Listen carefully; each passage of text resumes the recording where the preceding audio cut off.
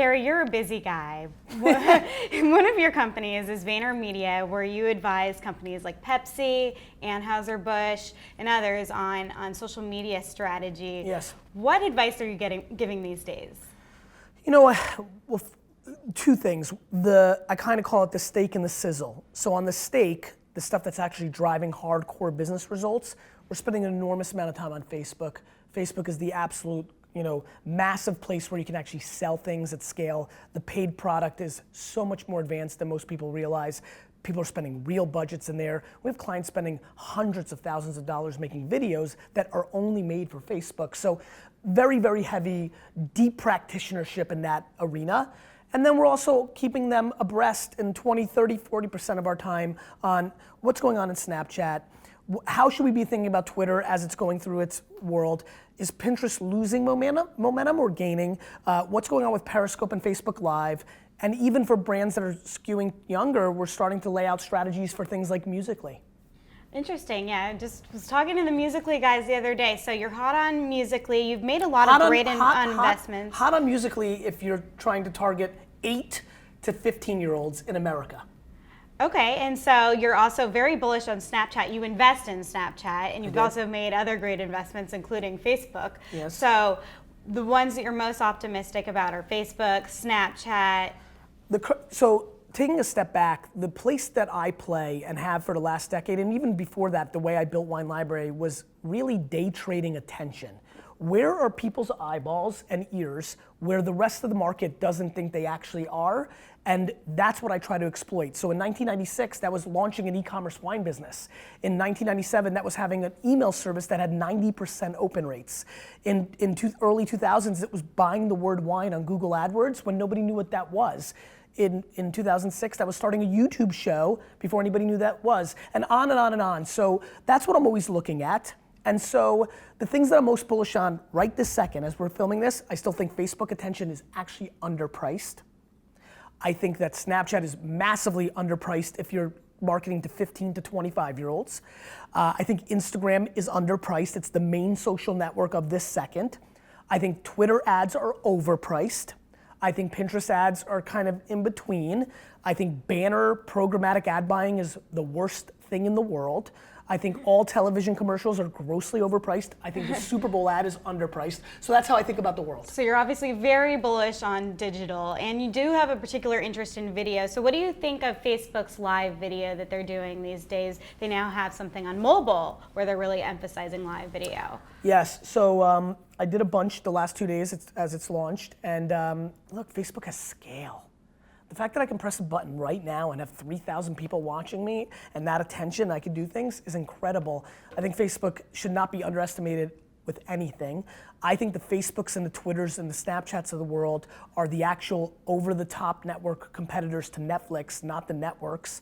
I think if you look at the Twitter NFL deal, that's a preview to it. I'm very bullish on Facebook Live, and I think that we're all going to feel the effects. And I don't know when you guys are going to air this, but it sounds like in a week or so, the app is going to be changing on the bottom and the video button's going to be down there. I think we're going to see Facebook be a major video player, both live and saved. But Twitter is overpriced. You have over 1 million Twitter ads are overpriced, and I have over 1 million, where you're about to go. Look, I have over 1 million Twitter followers, but when I post stuff, I'm not getting the depth of conversion that I'm getting from 300,000 followers on Instagram. So to me, it's not how many followers you have, it's how much tension do you have in those platforms. So that's something to think about. And so with Snapchat, Facebook, Tumblr, and so many other great bets, what's your investment strategy through your Vayner RSC investment group? I'm thesis driven, so I think things like esports, VR B2B, not VR consumer, fully integrated direct to consumer products like, Honest or the up and coming peanut butter or toothpaste that goes direct to consumer. So first I like to be thesis driven. So the reason I'm considered a good investor is in 2006, 7, and 8, I thought social media was a good bet. And that worked. Yes, I think you're right. Yeah, Facebooks and Twitters and Tumblrs did great, but I also lost on things like Yobongo and other things of that nature. And so Gawala, there was losers in there as well. But I try to be thesis based. So esports, I think esports is grossly underpriced. I think Twitch's exit confuses people and they think it's over. I think it's just starting. And so I'll look at entrepreneurs. I'll look at her. I'll look at him and say, are you a good entrepreneur in a thesis that I believe in? And that's how I bet. You recently came out with a book, Ask Gary Vee. So Yep. what's that about? It's advice for entrepreneurs? 2 years ago, D-Rock's off camera right now. D-Rock and I started I missed doing Wine Library TV every day. I wanted to have a video show again. I like these cameras. And so I started Ask Gary Vee. A lot of people were asking me, I was getting 1,000 emails a week from entrepreneurs asking business questions, getting a lot on social. I said, let's format this, let's do some content, let's scale. One by one answers are great, but a lot of people can use the value, if I'm right, of the answer. And so I started the show. The book is really a play off the show. It was the first time I started talking about the way I actually, I think in the last several years I've been positioned as a social media expert. And I'll be very honest with you and frank, TechCrunch audience, I don't like that. I don't want to be a guru. I don't want to be a pundit.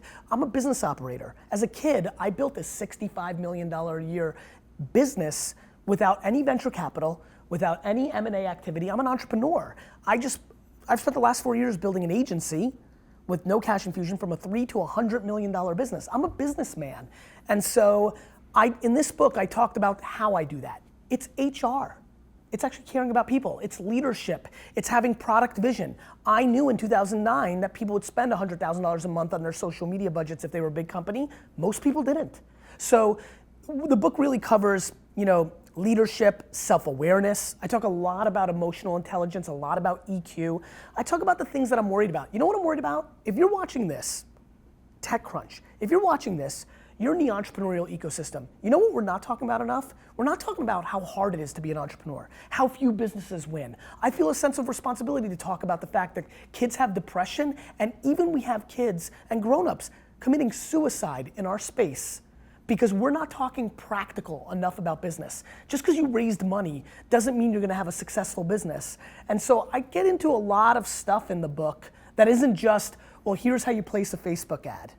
I talk about the 360 of building businesses, both in a big scale and a small scale. I've done it for myself. I work with the biggest companies in the world. I've been very close to the Ubers and Facebooks of the world and watched them build. So at this point, I'm 40. I've had a little bit of a career now. I'm 20 years into this. I have a couple things to say, and it's going really well. I'm getting a lot of great emails, including things like, hey, Gary Vee, I've heard about you, but I thought you were a douchebag and and a loudmouth. And I got to tell you, this chapter on work-life balance really hit me. Thank you. And so it's been very rewarding. I've enjoyed the feedback so far. I look forward to reading that. Thank you. Thank you for joining us. Thanks for having me. And enjoy your time here in San Francisco. And thanks for wearing the green for the Jets. I know you did that on purpose. I don't know about that, but thanks.